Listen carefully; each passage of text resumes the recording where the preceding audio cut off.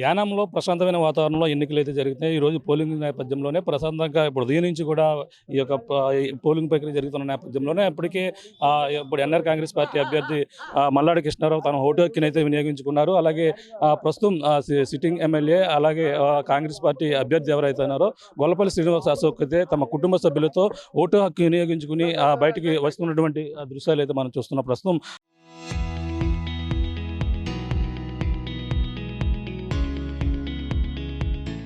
తను కుటుంబ సమేతంగా కూడా ఓటు హక్కు వినియోగించుకుని ఇప్పుడైతే బయటకు వస్తున్నారు. గొల్లపల్లి శ్రీనివాస్ అశోక్ అయితే ఇప్పుడు ప్రస్తుతం తన ఓటు హక్కును ఏదైతే ఇక్కడ యానంలో ఉన్నటువంటి వెటనరీ హాస్పిటల్లో అలాగే 15వ పోలింగ్ బూత్లో అయితే తన ఓటు హక్కు వినియోగించుకుని బయటికి వచ్చినటువంటి పరిస్థితి ఉంది. ప్రస్తుతం ఇక్కడ ప్రశాంతమైన వాతావరణం 42 పోలింగ్ కేంద్రాలు జరిగింది. సార్ ఓటు హక్కు వినియోగించుకున్నారా? ఎలా ఉంది? ఏంటి సార్ ఓటు హక్కు వినియోగించుకోవడానికి వెళ్ళారు, ఎలా ఉన్నాయి ఏర్పాట్లు, ఎలా అనిపిస్తుంది? బాగుంది సార్. ఈసారి ఎలక్షన్ కమిషన్ కూడా బాగా అరేంజ్ చేసింది. బూత్స్ని కూడా విడదీసి బాగా వాలంటీర్స్ని కూడా పెట్టారు. కొంచెం అబ్జెక్షన్స్ ఉన్నాయి వాలంటీర్స్ విషయంలో, అది కూడా ఎలక్షన్ అబ్జర్వర్కి చెప్పడం జరిగింది. ఓటింగ్ అంతా కూడా కొన్ని చోట్ల ఇప్పటికే గిరియంపేట, సావిత్రి నగర్ అలాగే కొన్ని చోట్ల కావాలని గొడవలు పెట్టుకునే ప్రయత్నం చేస్తున్నారు. అబ్జర్వర్కి అన్నీ కూడా తెలియజేయడం జరిగిందండి. ఇప్పటికీ 13 పోలింగ్ కేంద్రాలు గుర్తించాము, సమస్యాత్మకంగా ఉన్నారు, అక్కడే జరిగే అవకాశం ఉంది. ఖచ్చితంగా ఆ 13 కేంద్రాల్లోనే ఓటింగ్ సరళి చాలా సాఫీగా ఉందని చెప్పి అటుపక్క అభ్యర్థికి నచ్చట్లేదు అనుకుంటా అండి. సో ఖచ్చితంగా మరి అంత సాఫీగా జరగడం ఆయనకి ఇష్టం లేదనుకుంటా. ఊరికే మామూలుగా నడిచి వెళ్తున్నా ఏదో ఒకటి ఇబ్బంది పెట్టాలి, ప్రయత్నించాలని చెప్పి ప్రయత్నిస్తున్నారు.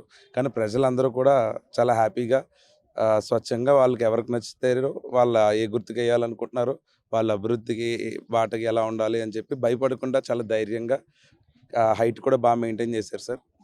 10 గంటల వరకు కూడా జరిగిన పోలింగ్ ఎలా ఉందనుకోవచ్చు?